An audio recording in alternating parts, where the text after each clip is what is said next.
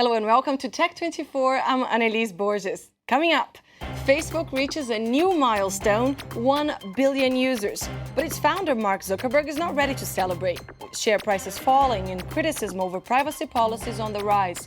We'll take a closer look at Facebook and the tough road ahead. And on Test24, we'll show you several objects printed in 3D.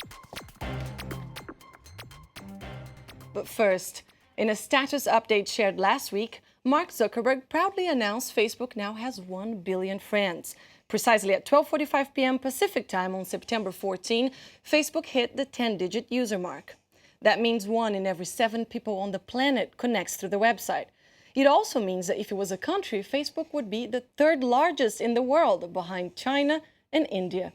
The social network has done what so many companies can only dream of. The billion-user milestone is a tremendous moment for them. But if you're planning to write on Zuckerberg's wall to congratulate him, I suggest you don't mention the share price. As Facebook struggles to make money from its user base, and particularly from its mobile apps, the battle to stabilize a falling share price continues. Add that to the recurrent criticism over its privacy policies, and you have the founder of Facebook in a very challenging position.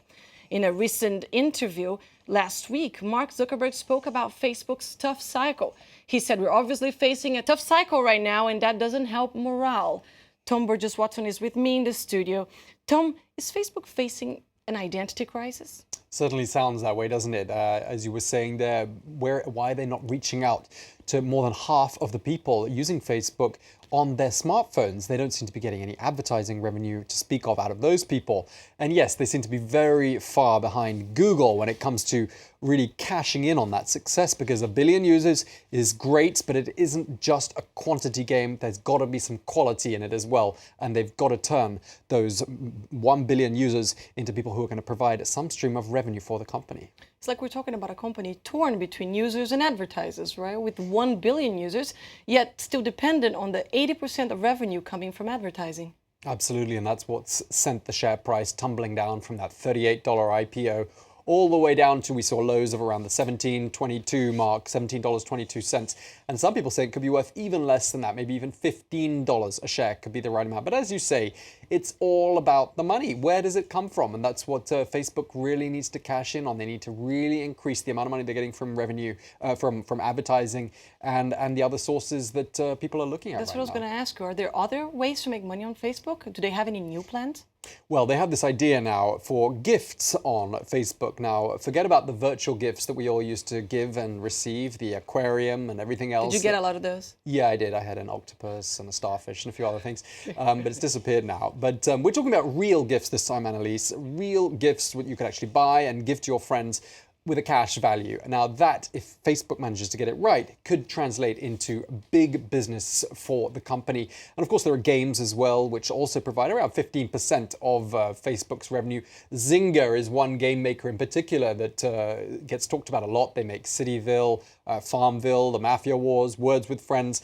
But unfortunately, things don't seem to be going too well for them right now, because they've got to keep that catalog of games fresh and exciting. Otherwise, people get pretty bored and change channel. Let's talk a little bit now about privacy. Facebook has never been particularly open about the changes it makes to its policies and interfaces, for example, when the timeline became mandatory. But what really scared users was this recent story of a bug that allegedly made private messages show up on public timelines. And that is still being investigated. A lot of people very concerned. And that news got around so quickly by virtue of the fact that people communicate with social networks. So news of that got out very quickly. Everyone quickly checking their timelines to make sure that there was nothing too revealing that had been posted on their Facebook page. But yes, a lot of concerns about privacy. How is a data bank that big, 1 billion users' information in there, going to use that information? And, there was another concern as well, Annalise, about facial recognition technology for photographs. Do people really want to be recognized in the background of other people's photographs? Possibly not. So a few question marks and a few things that Facebook needs to do more of to convince people that they're taking this very seriously. While many users complain about those elements, for example, few actually shut down their account. Their business and personal lives are woven into this monster network. Is getting out realistic? the golden rule of anything online, Annalise, is that it never really goes away. You send an email, you post something online, it's always out there somewhere. So if you want to leave Facebook and you want to come back again in a few years' time, you might just find that everything is just where you left it. But yes, there are a lot of alternatives out there now to Facebook. If you think back 5 years, MySpace was actually ahead of Facebook in terms of users. That's now obviously a massive, the tables have turned to an enormous degree. But yeah, there are a lot of other alternatives out there. There's Bebo, there's Weibo, there's LinkedIn, there's Twitter, Tumblr. There's an endless list. Google Plus, Pinterest, so many things targeting niche interests, different things for different age groups, different communities, different religious communities in different countries. So yeah, there are a lot of alternatives out there, and leaving Facebook is a real proposition for people. And just having a billion users in itself might not tell the full story. Are those billion users all active? All right, thank you very much for that, Tom. And you don't go away. Test 24 is next.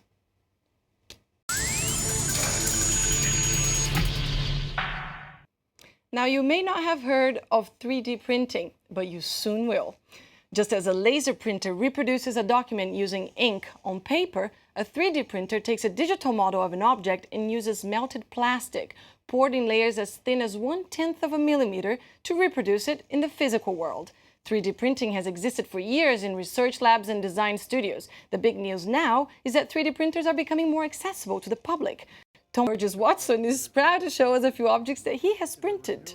Is that right, Tom? Well, I have to confess, Annalise, I had a little bit of help with these objects. Oh, okay. What you can do is you can get on an app on your iPhone, and you can order something that you have designed, or you can order something that's already been designed for you, like this coat hanger, which has been reproduced in ceramic, and it gets mailed to you. It's probably just a matter of time, as you said, before everyone has a plastic producing 3D printer. HP talking about 1,000 euros perhaps for a home use 3D printer, where you can make things like an iPhone cover, like these ones here that have been made using 3D printers. Now, the options are endless for the sorts of uses you can imagine this being put to. If you go to someone's house and you break a coffee cup, Annalise, tell them no worries. It's not the end of your friendship. I'll print you a new one. You can print a new one. That's great, but what about copyrighted material? If we're able to simply take the model of an object from the internet, for example, like you said, and replicate it, don't we violate some copyright uses? I think, Annalise, this is something in its infancy. We're in the very embryonic stages of 3D printing. So there are a lot of concerns like that one, and safety concerns too, because there have been reports that you could even print a weapon. You could print a drone. We've seen reports of people who printed a little aeroplane that they can make fly all around the place. So, the options are endless for 3D printing. It's something we don't know too much about yet. But it's going to be like 30 years ago when you think about people talking about supercomputers and how small computers have become and how mainstream they've become.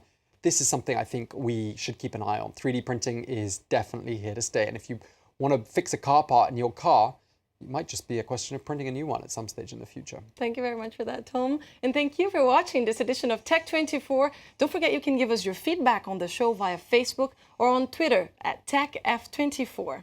And finally, New Young wants to save the sound of music. The musician is launching a high-end music service to combat the supposed poor sound quality of MP3. New Young plans to launch a high-resolution download service and he release his own line of portable players. The project is called Pono. We leave you today with New Young's Harvest Moon. I'll see you next week. Just like children sleep.